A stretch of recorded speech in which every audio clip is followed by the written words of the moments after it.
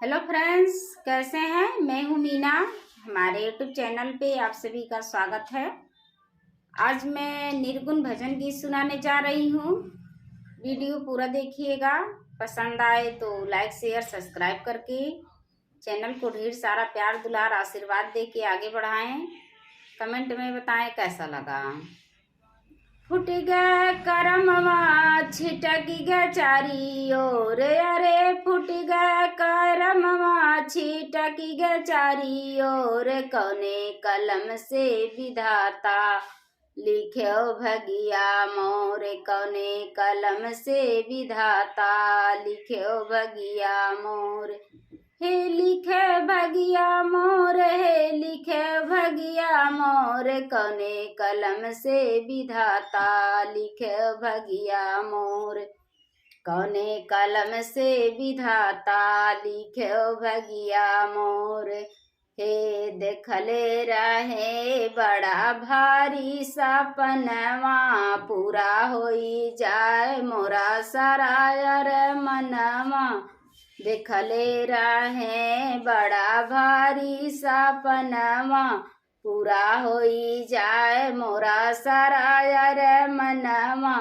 Foot गए करमवा छिटक गए चारी ओर, अरे फुट गए करमवा छिटक गए चारी ओर। कौने कलम से विधाता लिख्यो भगिया मोर, कौने कलम से विधाता लिख्यो भगिया मोर। हे लिखे भगिया मोर, हे लिखे भगिया मोर। कौने कलम से विधाता लिख्यो भगिया मोर, कौने कलम से विधाता लिख्यो भगिया मोर। हे साँझे बियाह भैले आयल गावन, माँ साँझे बियाह भैले आयल गावन माँ।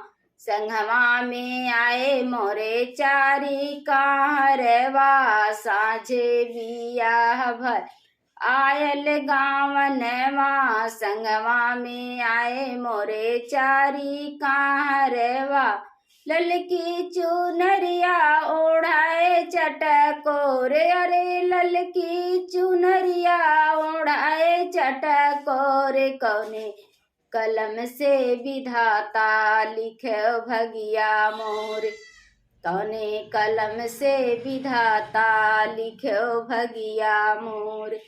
हे लिख्यो भगिया मोर, हे लिख्यो भगिया मोर। कौने कलम से विधाता लिख्यो भगिया मोर, कौने कलम से विधाता लिख्यो भगिया मोर।